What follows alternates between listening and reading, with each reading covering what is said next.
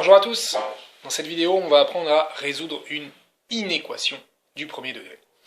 Alors, je vous ai fait un petit parallèle entre les équations du premier degré et les inéquations du premier degré. Les équations du premier degré, vous savez déjà les résoudre.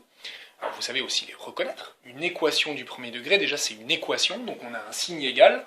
Et puis le premier degré, ça veut dire qu'on va avoir des termes en x et puis des constantes, de part et d'autre de l'égalité. Alors ici, on constate qu'on a bien des termes en x à gauche, des termes en x à droite. On a aussi des constantes qui se baladent à gauche et à droite de l'égalité. On est bien en présence d'une équation. Et puis de l'autre côté, on a ce qu'on appelle une inéquation du premier degré aussi, c'est-à-dire qu'on a bien des termes en x ici et ici, et puis des constantes, mais au lieu d'avoir un symbole égal comme ici, là on a un symbole strictement inférieur. On aurait pu aussi avoir un symbole inférieur ou égal, ou un symbole supérieur ou égal, ou bien strictement supérieur, ça aurait été aussi une inéquation. Alors, on va commencer par se rappeler comment on fait pour résoudre une équation du premier degré. On met les x d'un côté et puis les constantes de l'autre. Alors habituellement on met les x à gauche et puis les constantes à droite, mais encore une fois c'est pas obligatoire. Alors si on veut mettre les x à gauche et puis les constantes à droite, eh bien on doit trouver les opérations judicieuses qui nous permettent de faire ça, et on se rappelle aussi que quand on fait subir des opérations à une égalité, eh bien quand on fait subir une opération à gauche, il faut faire subir la même opération aux membres de droite.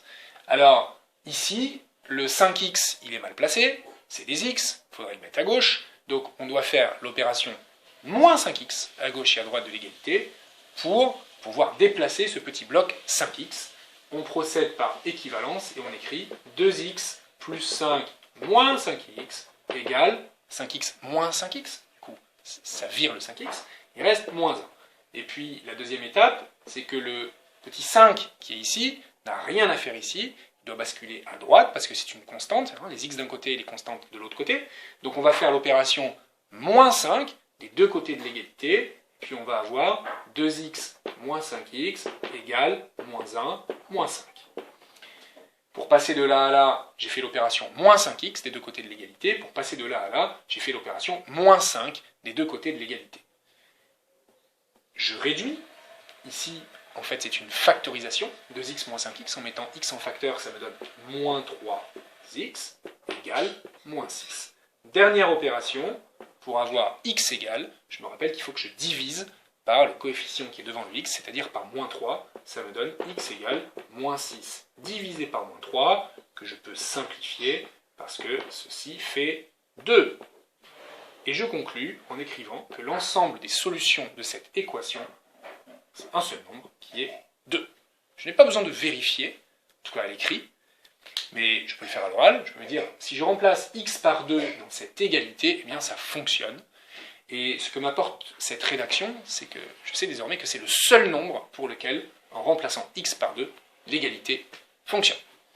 Alors, quelle est la différence maintenant quand j'ai une inéquation? Eh bien, je vais faire exactement la même méthode, c'est-à-dire que je vais mettre mes x d'un côté et mes constantes de l'autre.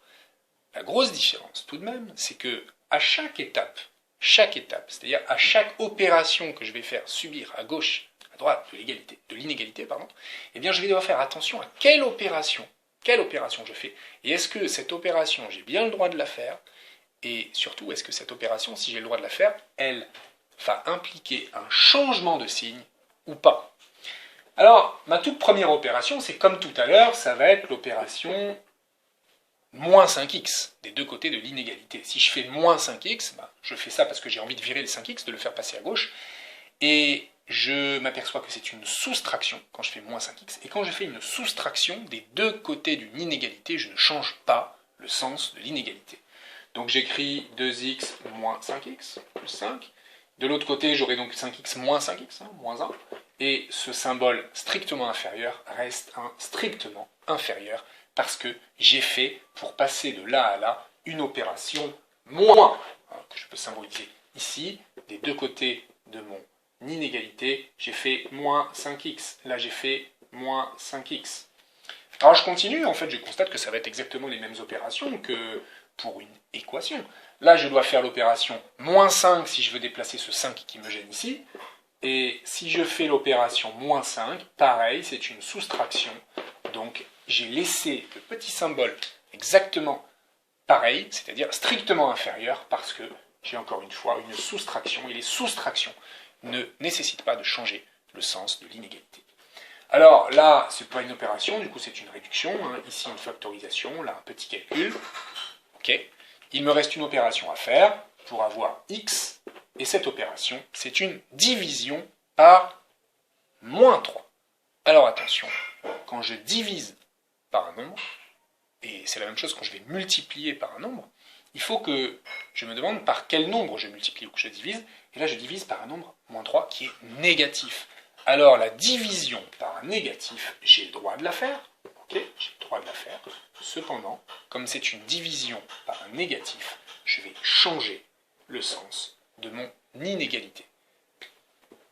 Division par moins 3, division par moins 3. Ces petits symboles-là de passage, d'opération, je ne suis pas obligé de les écrire, mais c'est là pour bien comprendre la chose. Pareil, mon moins 6 sur moins 3 se simplifie, ça me donne x strictement supérieur à 2.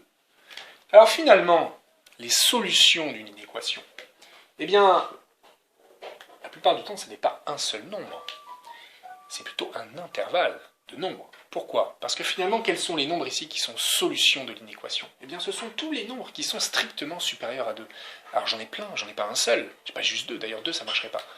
J'ai 3 par exemple, j'ai 4, j'ai 8, j'ai 17, j'ai racine de 5, j'ai pi, j'ai 5 demi. J'en ai une infinité de solutions. Tous les nombres strictement supérieurs à 2, je peux les symboliser. Alors c'est quand même un ensemble de solutions, donc c'est toujours S égale, mais je vais les symboliser grâce à l'intervalle 2 plus l'infini. Il faut que je mette mes crochets. Plus l'infini mérite un crochet ouvert, bien évidemment, borne supérieure de l'ensemble des réels. On respecte l'infini, crochet ouvert. Et puis mon petit 2, eh bien, je vais me poser la question en regardant bien le symbole, précisément, qui est ici un strictement supérieur à 2, donc il faut bien sûr que j'ouvre mon crochet vers l'extérieur, parce que 2 ne doit pas être pris en compte dans l'ensemble des solutions, puisqu'il n'est pas solution, ce sont tous les nombres strictement supérieurs à 2. Voilà mon ensemble solution de mon inéquation de départ. Et en effet, si je remplace x par n'importe quel nombre compris entre 2 et plus l'infini, eh bien cette inégalité sera vérifiée. Remplaçons par exemple x par 3. Si je remplace x par 3 là-dedans, 2 fois 3, 6, plus 5, 11. Et de l'autre côté, 5 fois 3, 15, moins 1, 14. 11 est bien strictement inférieur à 14. Ça marche, ça marcherait pour tous les nombres compris entre 2 et plus l'infini.